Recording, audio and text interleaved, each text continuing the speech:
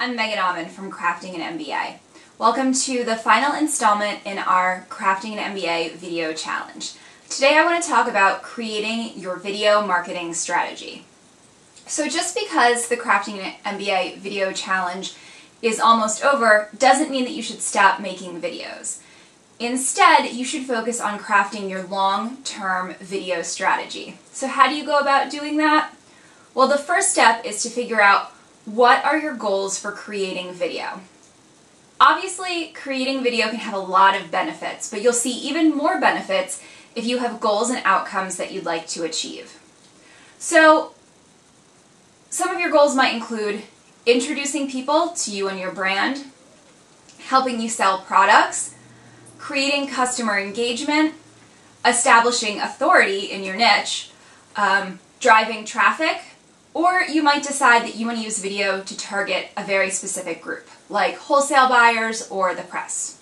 So the first thing you're going to want to sit down and do is think about what are your goals for video. Now I'm sure as I was going through that list you were like, yes, yes, yes, and yes. I'd love to do all of those things with my video, but you're not going to be able to tackle them all at once, or it's unlikely that you'll be able to tackle them all at once. So you want to sit down and prioritize. What is your biggest goal for your video? Maybe it's to help you sell product. Maybe you're getting a lot of traffic to your website already, but you're not converting people the way you want.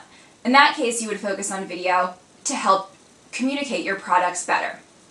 So once you've got your goals in mind, now you can start to figure out what kinds of videos you're going to make, because the types of videos you'll make will be dictated by what your goals are. So if your goals are to introduce people to you and your brand, then you're going to want to create probably a welcome video, something that people see when they first arrive on your site, or at the very least an about page video, something that really tells the story of you and your products.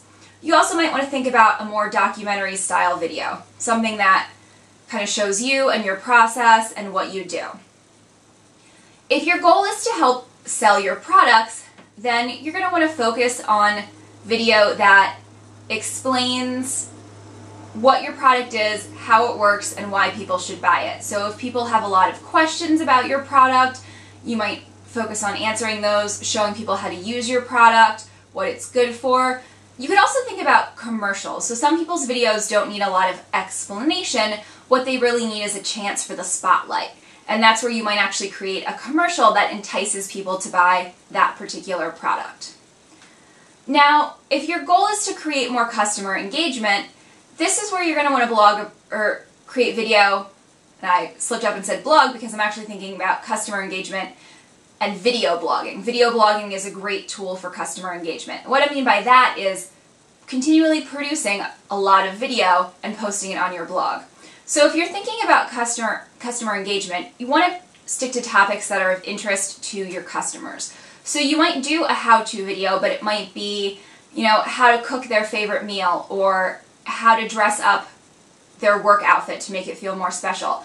Some kind of topic that you think is going to be of interest to your customers. The same thing could be said if your goal is to establish authority. You're going to go out, and that's where you're going to do the how-tos and the teaching, anything that positions you as an expert in your niche.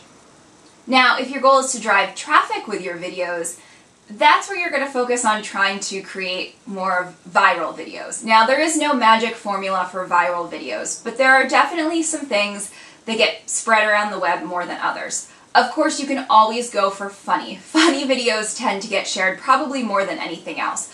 But if your brand isn't really about humor, funny videos are just going to seem off and they're not going to bring in the right kind of eyeballs. So you might want to stick with videos that are aesthetically pleasing, that are really beautiful. Those things tend to get shared. And of course, videos with a great story. So you talking probably isn't going to become super viral, but if you can construct a really great story around your brand or your product, that's going to have more of a chance of being shared. And of course, if you're trying to target certain groups, you might use any combination of these things tailored to your specific audience. Once you've got your goals and you know what kinds of videos you're creating, the last step is to decide on a quality level and frequency. And this is going to vary depending on what you want.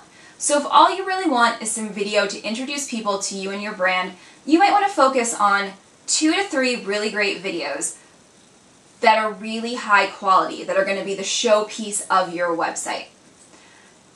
On the flip side, if you're thinking about creating customer engagement or establishing authority, you might be able to get away with a slightly lower quality video, and quantity and frequency is really going to matter. You're going to want to consistently create new video for your audience to consume. So hopefully this has given you some food for thought about what goals you want your videos to achieve and what kinds of videos you want to make. So get out there, make some more videos. There are a few days left in the challenge, and don't forget to upload them to YouTube with the tag CraftMBA. Thanks for joining us for the Crafting an MBA video challenge, and I hope to see you more on the site. Have a great day, guys.